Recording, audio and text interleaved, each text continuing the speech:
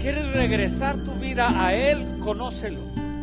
Tienes que saber cómo opera, tienes que saber cómo piensa, tienes que leer sus historias, tienes que leer sus reacciones. Nunca trajo Dios un juicio sin primero promover el arrepentimiento. Eres mi protector, mi amigo, mi refugio en la tempestad. Eres mi roca fuerte, mi castillo. Porque vamos a ver cómo opera el juicio de Dios, para que puedas conocer la misericordia de Dios en tu vida y te puedas reconciliar con Dios a ti.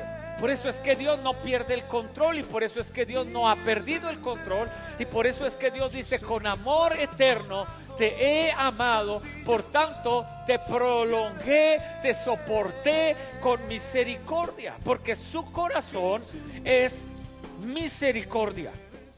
Aunque a veces no te pueda ver ni entender, yo sé que estás obrando, en ti yo confiaré. Jesús, eres fiel, en ti yo confiaré. Encontramos algo muy espectacular en la vida del pueblo de Israel, porque viene la lectura de la ley, y con la lectura de la ley viene el arrepentimiento del pueblo.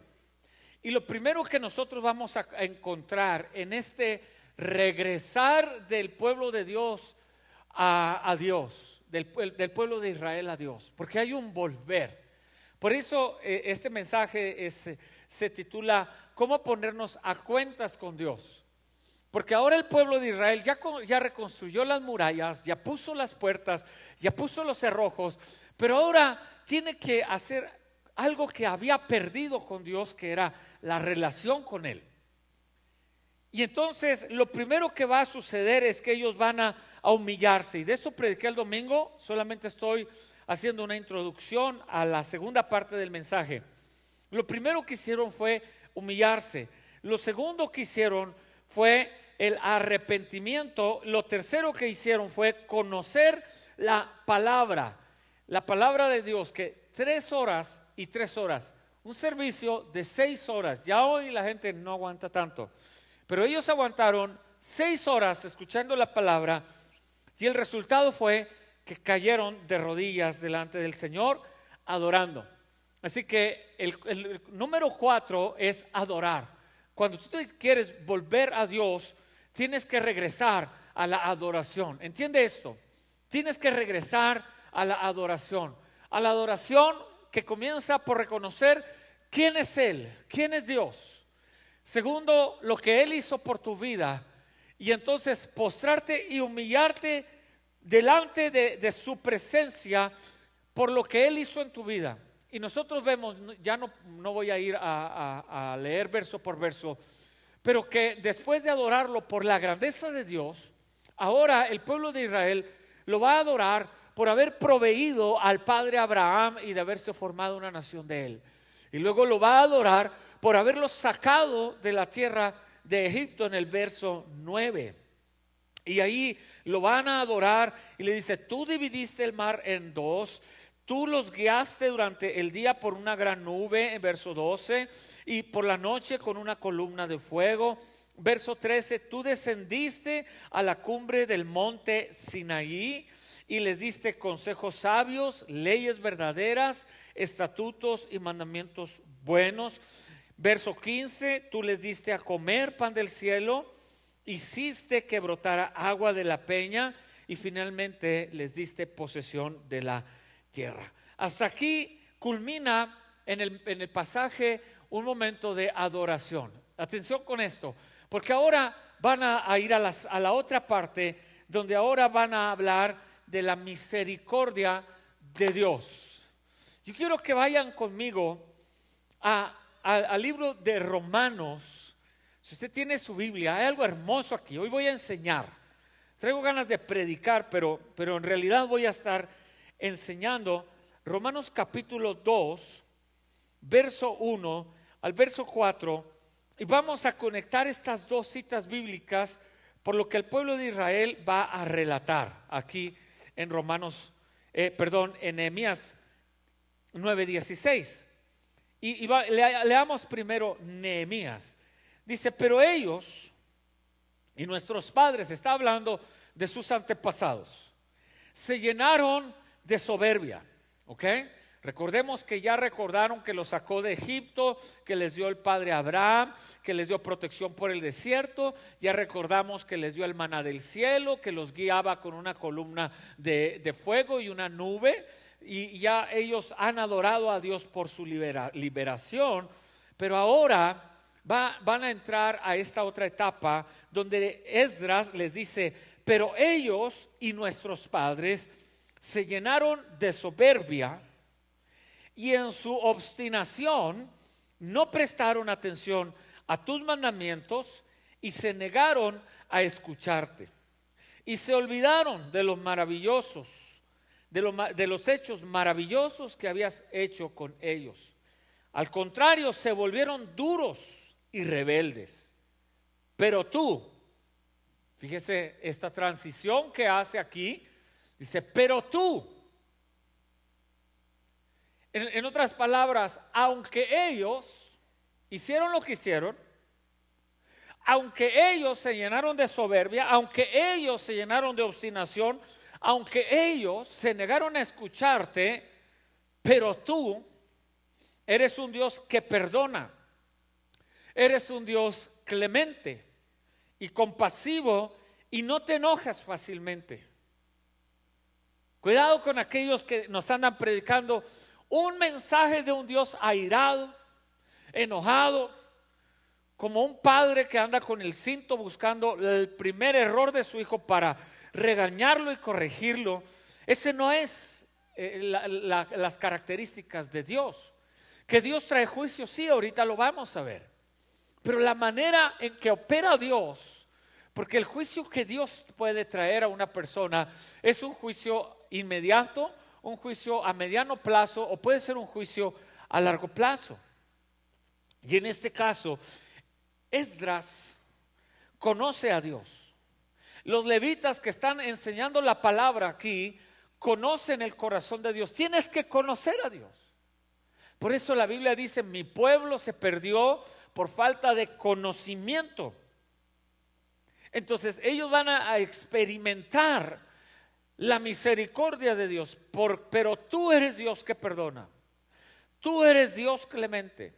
Y en el verso 18 dice, y aunque ellos, y regresa otra vez aquí los levitas a la condición del pueblo, aunque ellos fundieron un becerro de oro, verso 19, y tú por tu gran misericordia no los abandonaste en el desierto.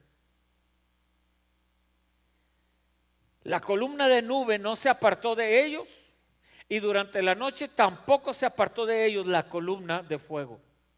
Estoy leyendo solamente pequeñas porciones de estos versos para no ir en una lectura completa.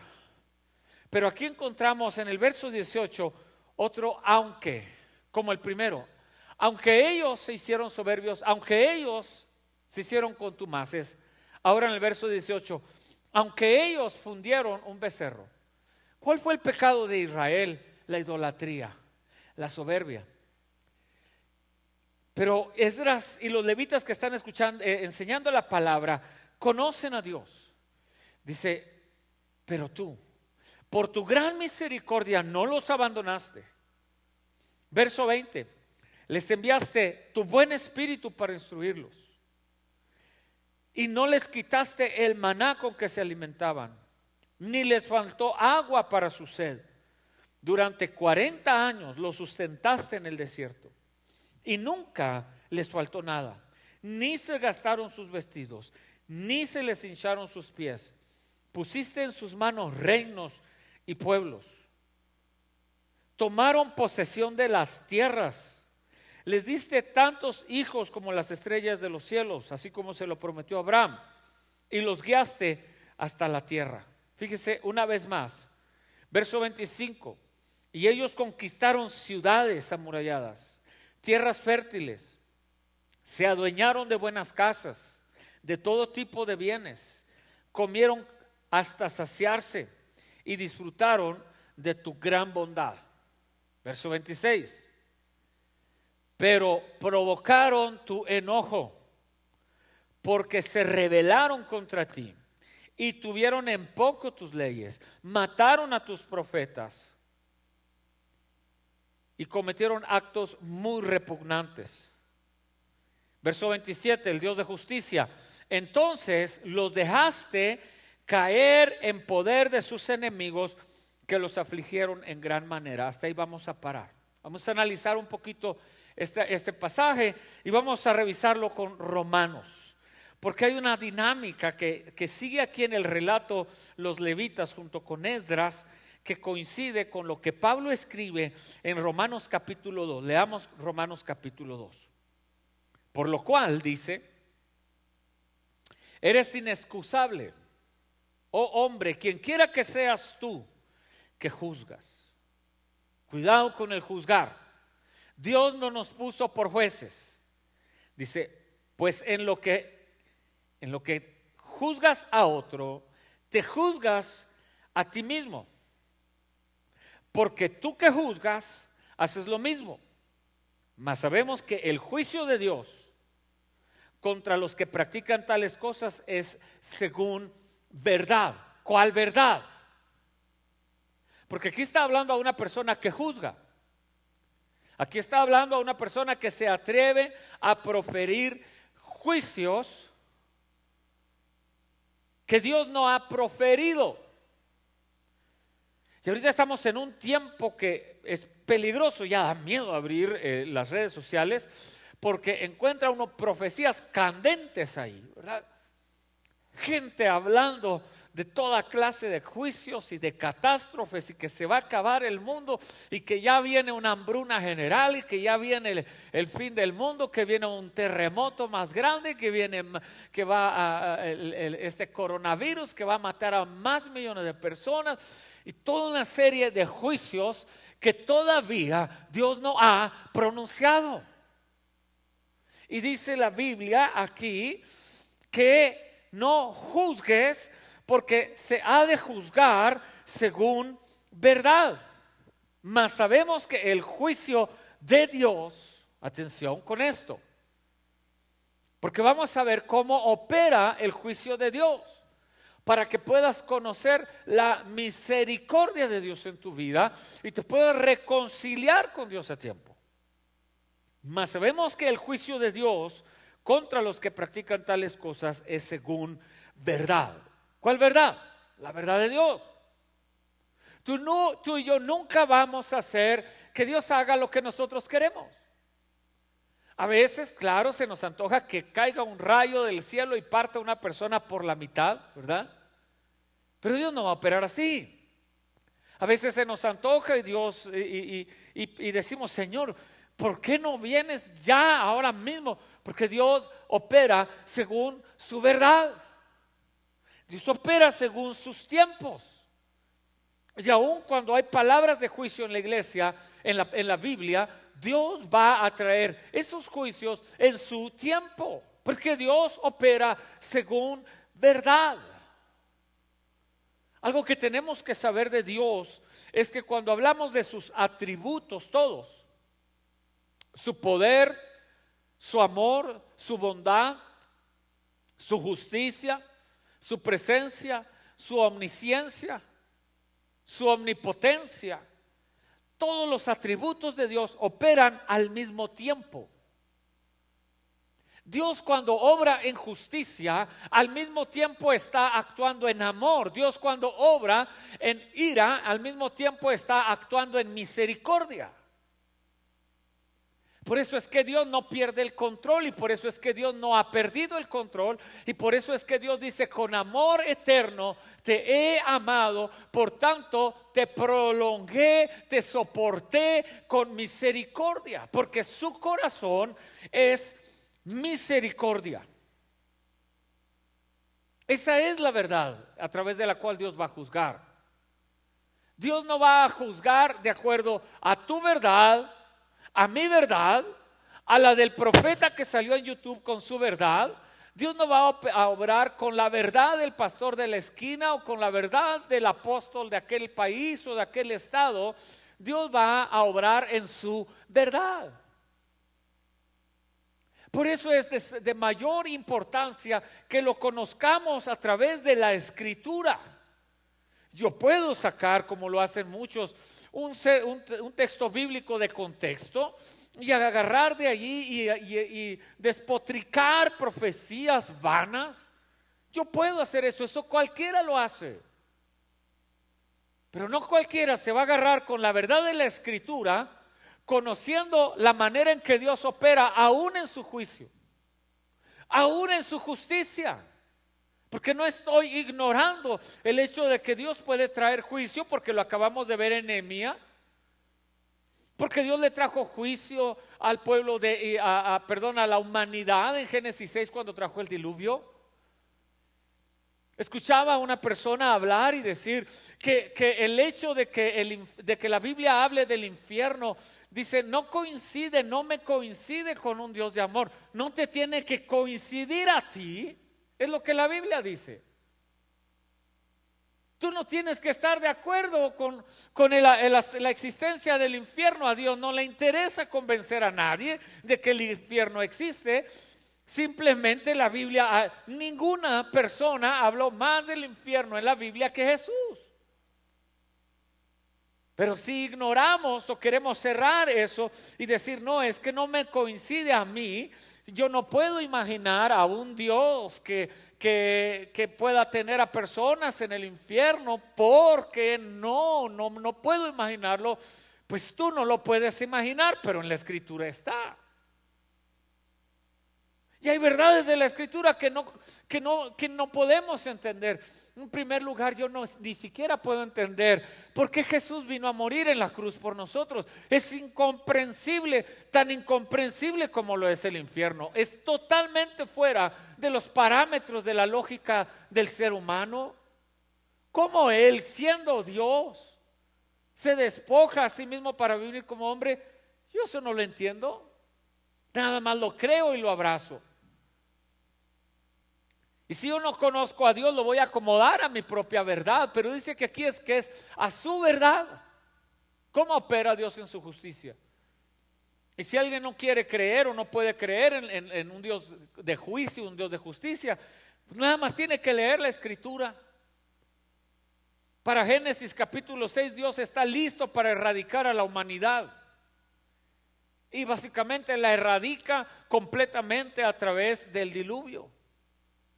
Y vamos a ver la cantidad de veces que el pueblo de Israel cayó en cautiverio con los madianitas, venían y le robaban todas las cosas, el tiempo de los jueces, vamos a ver el cautiverio en Babilonia, vamos a ver una y otra vez cómo Dios opera en juicio. Pero a veces no entendemos el proceso de Dios. Y dice, mas sabemos que el juicio de Dios contra los que practican tales cosas es según verdad. Ya está aclarado ese punto. Y ahorita vamos a ver esa verdad, ese proceso de quién es Dios. Y piensas esto, oh hombre, tú que juzgas a los que tal hacen y haces lo mismo, piensas que tú escaparás del juicio de Dios. Verso 4, y aquí está la clave. O menosprecias, atención, o menosprecias las riquezas de su benignidad. ¿Cómo opera Dios en su justicia? Primero obra en benignidad. Dios es bueno. Lo primero que Dios va a obrar es en benignidad. Dios no va a llegar con un juicio arrebatado, arrancando cabezas, cortándole la cabeza a medio mundo porque pecaron, porque cometieron un error, porque se apartaron de Dios, etcétera. No, porque primero Dios obra en benignidad. Esdras lo sabe, los levitas lo saben, por eso comienzan a relatar la historia del pueblo de Israel. Y comienzan a relatar esta historia, comienzan a decir, nuestros padres fueron soberbios, nuestros padres, pero tú, porque ya lo conocen, porque ya saben el proceder de Dios en su justicia. Primero, Él obra en benignidad. Apúntenle ahí si tiene un papel. Número 2, Él obra en paciencia. Número 3, Él obra en longanimidad. Y número 4, Él obra en juicio. Repaso. Estoy leyendo verso 4, Romanos capítulo 2, verso 4.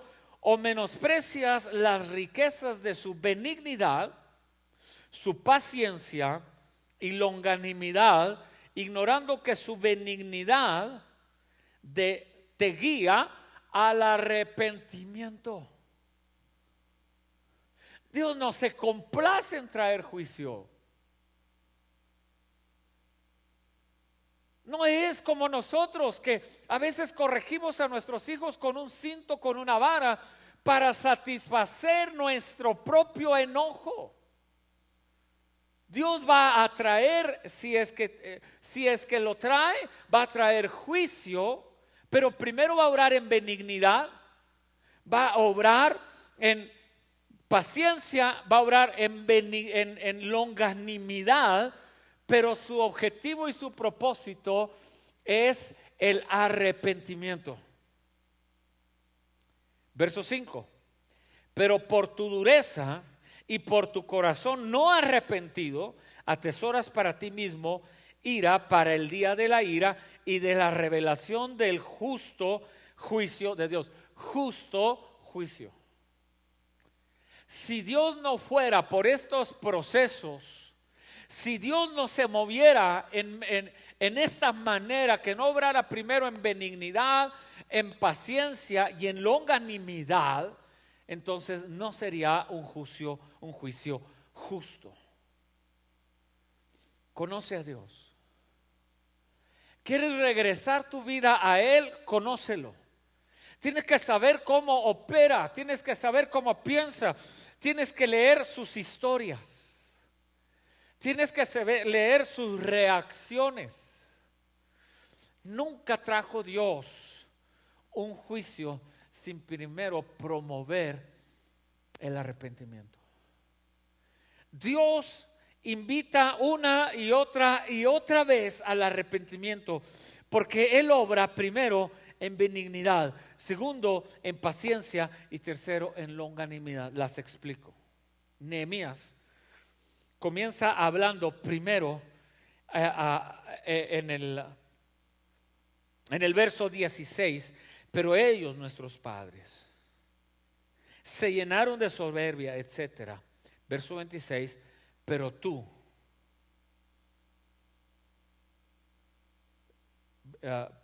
verso 17, pero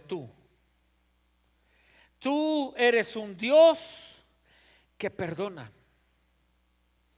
Un Dios clemente, un Dios compasivo, no te enojas fácilmente. Eso es un Dios benigno, es un Dios bueno. En la primera etapa Dios va a obrar en su bondad. Eso es hermoso, eso es extraordinario. Me decía una persona hace un tiempo, me decía: ¿será que ya Dios me va a desechar completamente por mi pecado, por mi error? ¿Será que ya nunca jamás? Yo quería servirle, yo quería poder servirle en el ministerio por toda mi vida, por todos mis años. ¿Será que ya Dios por mi error me ha desechado completamente y nunca más puede usar mi vida? Lo miré a los ojos, les dije: no conoces a Dios.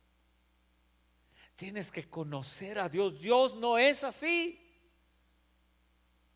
Te vendieron la idea de un Dios sin misericordia, de un Dios que trae el cinto en la mano, listo para golpear y listo para castigar a primera instancia. No, Dios obra primero en benignidad. Número dos, Dios obra en paciencia.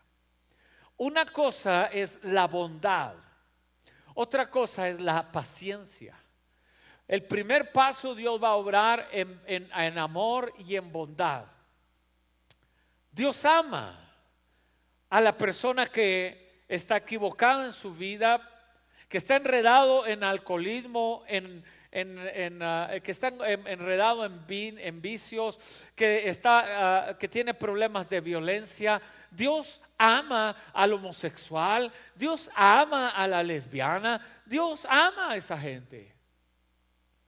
Pero tenemos que recordar que su amor no está separado de su juicio. Tenemos que saber y comprender, entender a Dios, que Él no es que un día ama y el otro día trae juicio, sino que el mismo día que ama, Él puede obrar en justicia, y el mismo día que puede traer ira y juicio, está obrando en misericordia. Porque nunca se va a mover Dios con un arranque de enojo, un arranque de ira, como lo hacemos nosotros los seres humanos. Entonces Él primero obra en bondad, ama y llama al pecador al arrepentimiento, y está llamando constantemente al homosexual, a la lesbiana, al adicto, al drogadicto. Está llamando y diciendo: vamos, ya es tiempo, y está obrando en su etapa de benignidad. Pero ahora, cuando ese hombre obsesionado, esa persona que no entiende razones, esa persona que todavía no quiere ni siquiera mirar hacia Dios, entonces ahora lo que va a operar Dios, lo que se va a activar en Dios, ya no es nada más su bondad, sino su paciencia. Y cuando ya Dios comienza a obrar en su paciencia, está en camino hacia algo más fuerte. Ya no está en la misma condición de benignidad, sino que ahora ya Dios está dirigiendo, está llevando a otro nivel su justicia. Este es el camino de la verdad, este es el camino de la justicia, y este es el camino del justo juicio del que nos habla Romanos, que obra en su bondad, y luego ya cuando ha obrado en su bondad y ha dado los espacios, las oportunidades, todavía va a obrar en paciencia. ¿Sí? Es como cuando mamá le llama a los hijos a comer, ¿verdad? Y les dice una voz muy tierna, les dice: hijos, vengan a comer, ya está la comida, ¿verdad? Y luego el muchacho escucha, sí escuchó, pero no presta atención y no le va a hacer caso a su mamá. Entonces todavía mamá en su benignidad lo ama tanto, ha preparado alimento con tanto amor, que le dice: hijo, chiquito, baja, ya está la comida. Y el chiquito, anda, vete. Le entra por un oído y le sale por el otro el llamado de mamá: ya voy. Y mamá sigue obrando en la benignidad. Mamá sigue diciendo: hijo, se te va a enfriar la comida, ya está servida.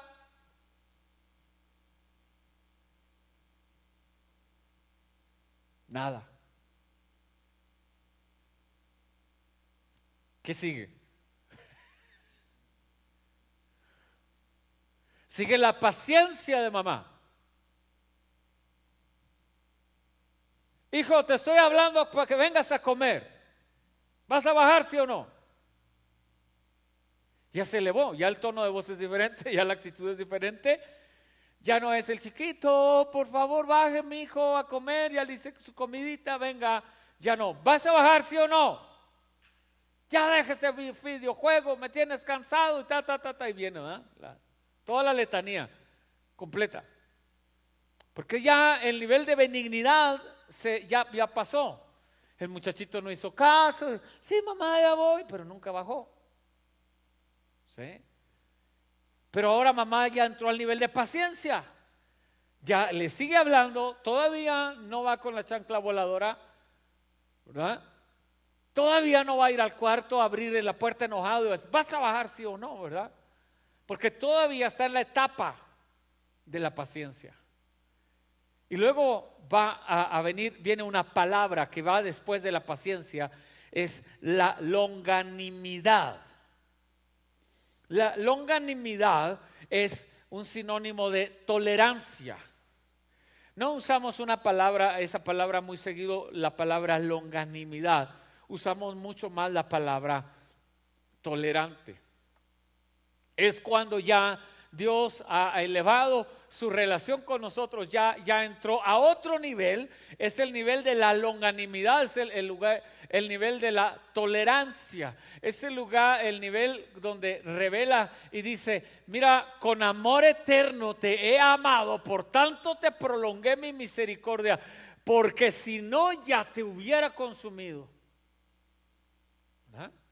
Entonces, en el nivel de longanimidad, ya Dios va a elevar su tono de voz hacia nosotros, y ahora ya está en la etapa de tolerar.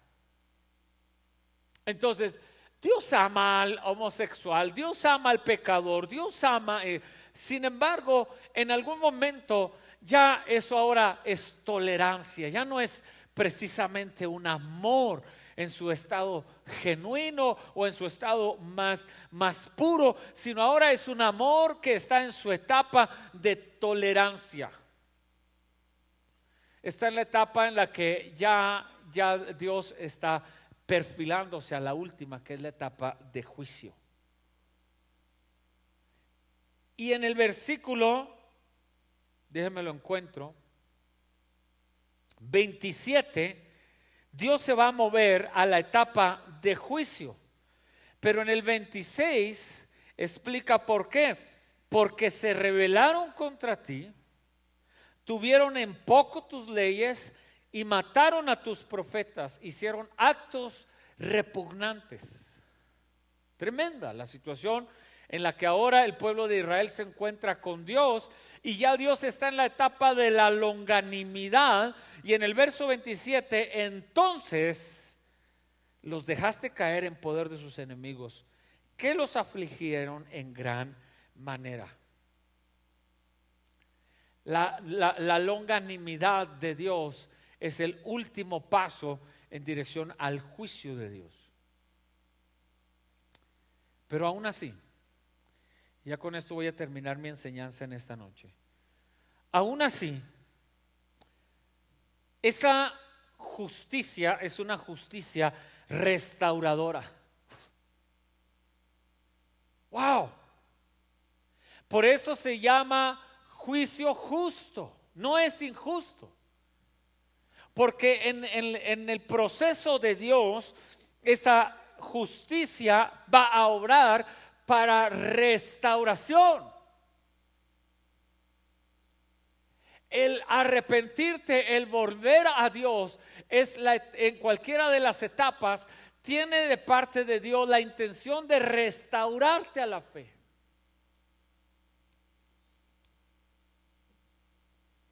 No tiene el temor de intimidarte, no tiene la intención de intimidarte, tiene la intención de restaurarte, de levantarte, de sanarte, de traerte. Por eso así lo explica Pablo en Romanos.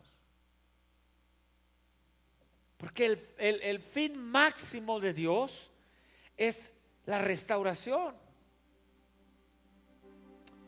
Verso 27, parte 2, o la parte baja: y cuando se vieron atribulados, te pidieron ayuda, y tú desde el cielo los escuchaste, porque eres un Dios misericordioso.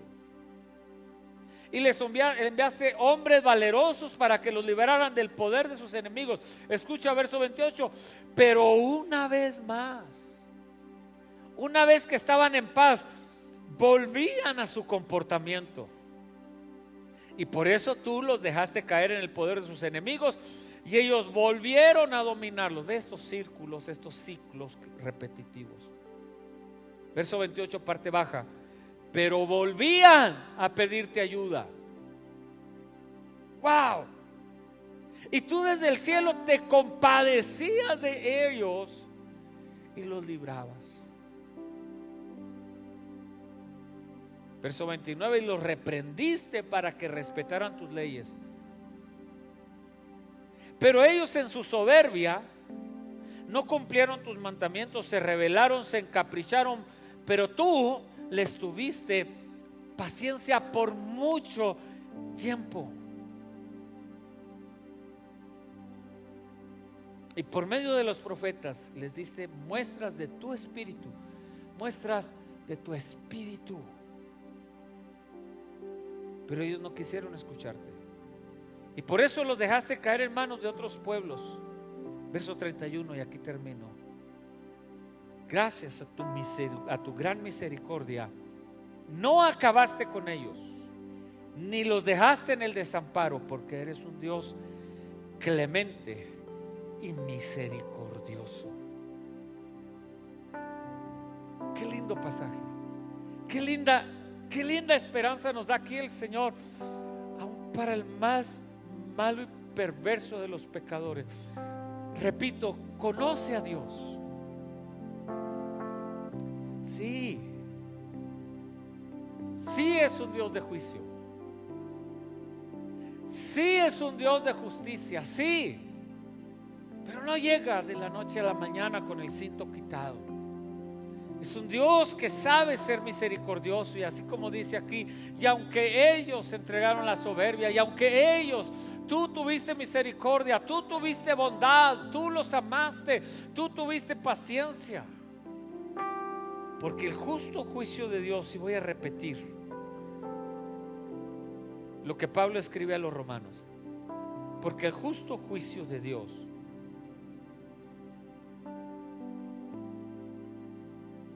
mas sabemos que el juicio de Dios contra los que practican tales cosas es según verdad. Pero por tu dureza y por tu corazón no arrepentido atesoras para ti mismo ira para el día de la ira y de la revelación del justo juicio. Justo juicio. Conoce a Dios. Conoce a Dios.